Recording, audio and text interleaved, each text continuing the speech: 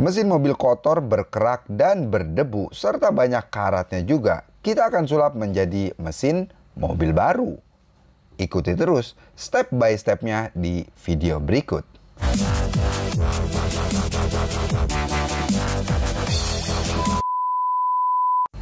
Mesin mobil Suzuki R3 ini kondisinya benar-benar parah, lebih parah dari kondisi mobil Xenia sebelumnya.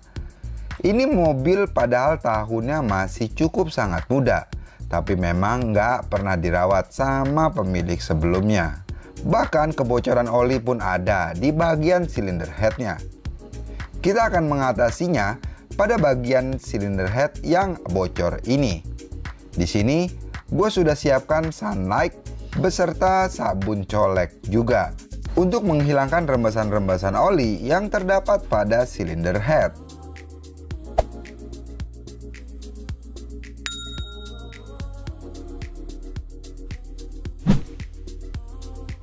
Biasanya untuk mempermudah pekerjaan dalam menghilangkan rembesan-rembesan oli yang terdapat di blok mesin ini, gue biasanya menggunakan solar ataupun minyak tanah.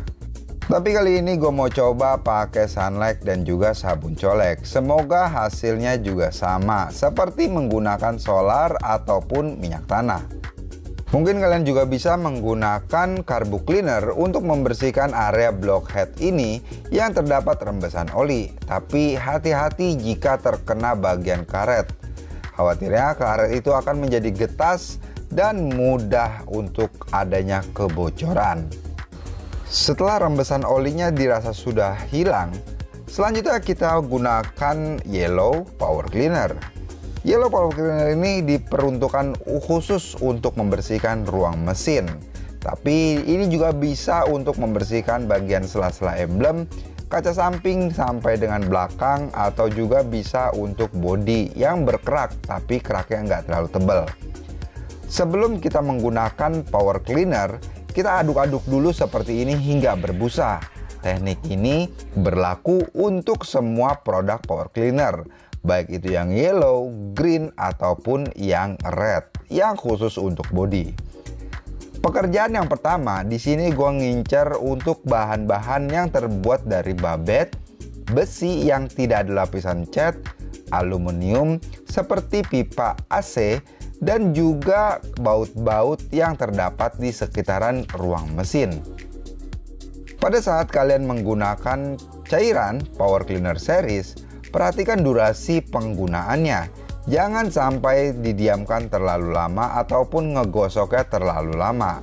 Kalian bisa pakai video ini sebagai panduannya. Di video ini untuk kecepatan pemutaran videonya sengaja gua buat normal, tidak gua cepetin, supaya kalian bisa mengira-ngira durasi yang gua gunakan pada saat melakukan detailing. Dan inilah hasilnya dari detailing untuk bagian babet.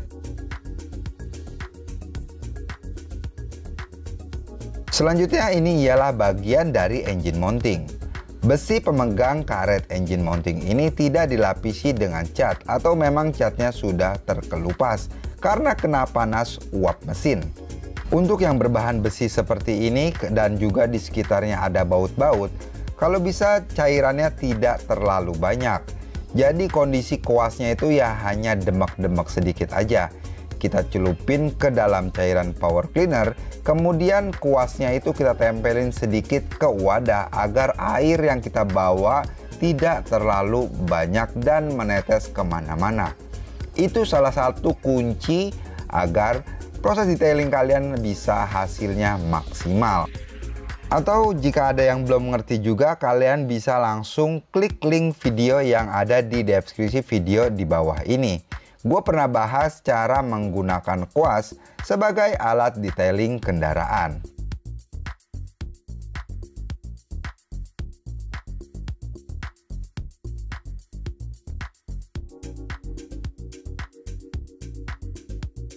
Selanjutnya, ini ialah bracket pemegang throttle body. Di bagian dalam sebelah sana ada throttle bodinya dan gue juga membersihkannya. Untuk membersihkan area bracket ini yang berbahan dari besi tanpa dilapisi cat, usahakan tidak ada cairan yang menetes dari kuas ke bagian manapun. Jadi kita menempelkan cairan ini untuk yang ada di kuasnya aja dan untuk area-area yang terkena dengan kuas, supaya bagian-bagian lain yang kita tidak kehendaki tidak terkontaminasi ataupun tidak terkena cairan ini secara berlebih. Dan sekarang besinya sudah menjadi jauh lebih bersih dan lebih baik.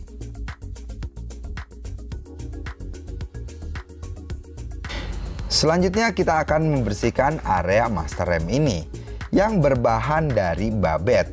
Masih menggunakan yellow power cleaner, atau jika ada yang mau melakukan peracikan tersendiri, kalian bisa melakukan perbandingan dengan 1:40. Buat yang belum tahu cara meraciknya, kalian bisa klik link yang ada di deskripsi video di bawah ini.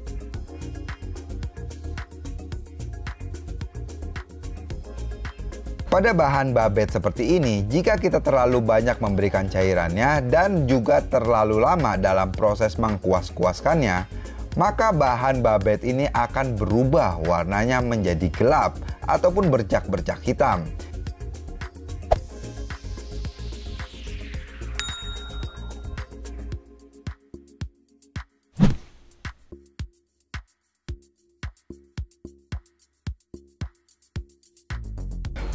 Usahakan pada saat mengerjakan bahan aluminium seperti ini, proses pembilasannya harus lebih cepat daripada bahan babet ataupun bahan besi yang tidak dilapisi oleh cat.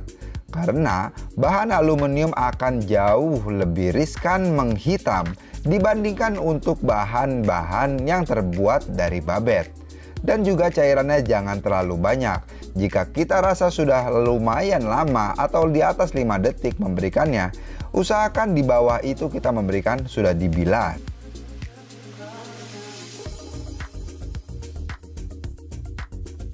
Dan untuk pengerjaan baut-baut mesin yang berbahan besi tanpa dilapisi cat, usahakan kerjakan satu persatu. Memang waktu yang dibutuhkan akan jauh lebih lama mengerjakan satu persatu. Tapi memang seperti itu cara agar hasilnya bisa maksimal. Ingat, baut jangan sampai berubah warna menjadi doff ya, karena itu nantinya akan berkarat akibat proses pembilasan yang kurang cepat. Jika baut masih ada berkilaunya setelah proses pembilasan, itu artinya aman, maka baut-baut itu tidak akan bertumbuh karat.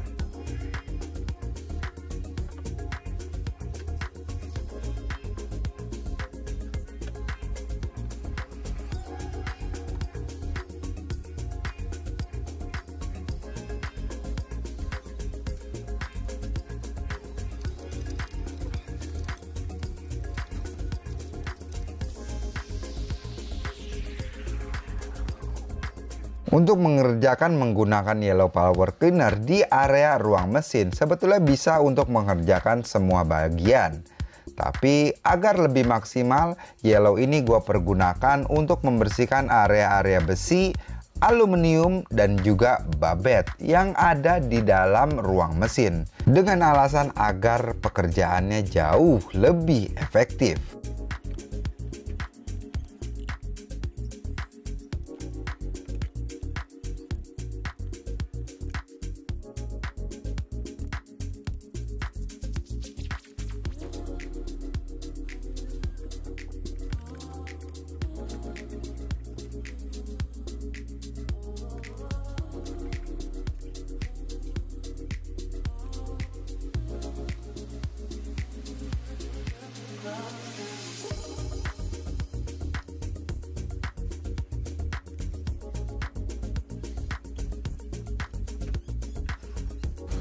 Selanjutnya, untuk mengerjakan bagian-bagian plastik, di sini gue menggunakan red power cleaner.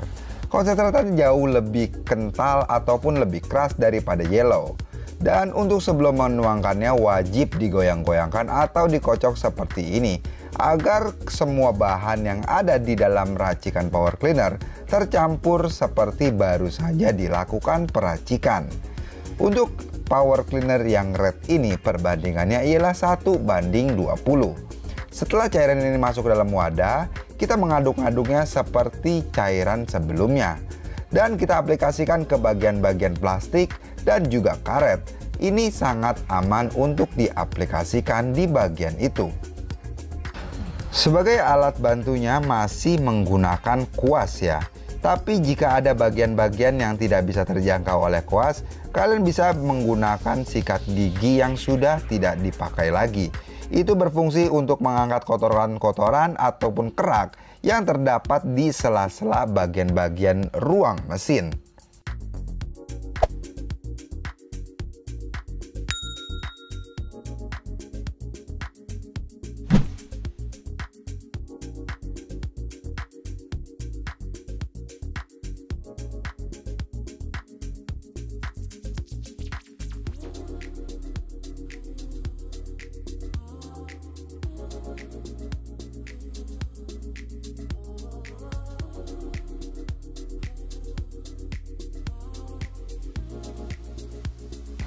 Untuk kepala aki seperti ini masih berbahan plastik. Akan jauh lebih terlihat hasilnya jika ini yang berbahan karet ya. Seperti mungkin mobil-mobil Innova ataupun mobil-mobil lain yang kepala plusnya masih menggunakan berbahan karet. Biasanya kotoran itu akan mengendap di dalam lapisan karet tersebut berwarna hitam. Dan ketika terkena cairan red power cleaner, maka yang terjadi akan terkikis kotorannya dan akan mengembalikan warna merah menjadi lebih cerah, seperti baru aja dipasang ke mobil. Di beberapa video-video sebelumnya banyak juga nih yang tanya tentang aki yang diguyur oleh air. Apakah aman? Maka jawabannya aman. Aki ini tidak akan koslet ataupun rusak, kecuali kalian menggabungkannya menggunakan besi ataupun kabel. Kutub plus dan kutub minusnya kalian gabungkan, maka yang terjadi akan short ataupun meledak. Tapi ketika kita guyur air seperti saat pembilasan yang akan gue lakukan, ini kondisinya masih aman dan tetap aman-aman aja, tidak ada masalah.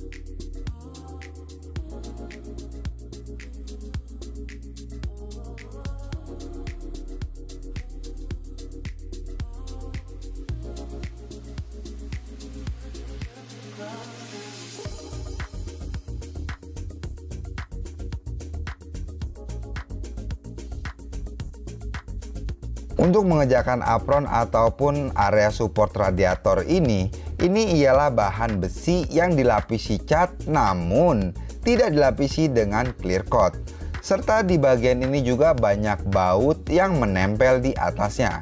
Usahakan pada saat pengaplikasian tidak terlalu lama untuk mendiamkan cairan ini berada di atas permukaan. Dan pemberian cairannya pun tidak sampai menetes-netes ya. Jadi untuk mengambil cairannya itu kita hanya mempergunakan hasil buih yang kita ambil dari wadah penyimpanan tadi.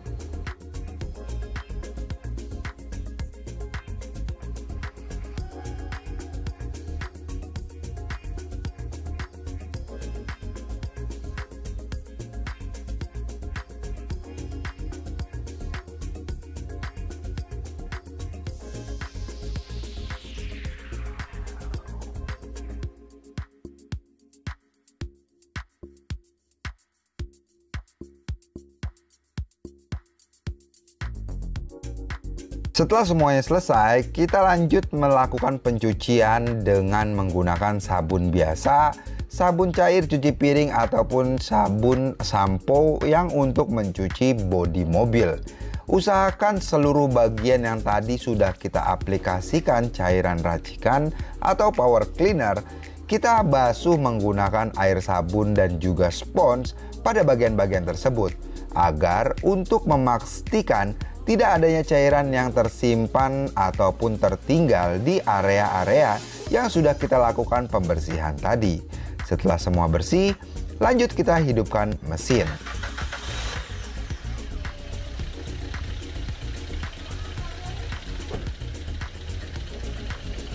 Hal ini dilakukan bertujuan untuk mengeringkan sisa-sisa air yang terdapat di sela-sela mesin di bagian bawah yang tidak terjangkau oleh kanebo dan juga tangan. Setelah semua kering, gue memberikan silicone oil water base. Silicone oil water base ini gue berikan kepada seluruh bagian mesin yang berbahan karet dan juga plastik. Silicone oil water base ini berfungsi untuk memproteksi bahan-bahan yang terbuat dari plastik dan juga karet, agar karet-karetnya itu tidak mudah mengelupas, mengering, ataupun pecah-pecah. Serta di bagian plastik agar warnanya jauh lebih hitam dan menjaga keawetannya. Setelah semua selesai, akhirnya pekerjaan detailing ruang mesin ini selesai.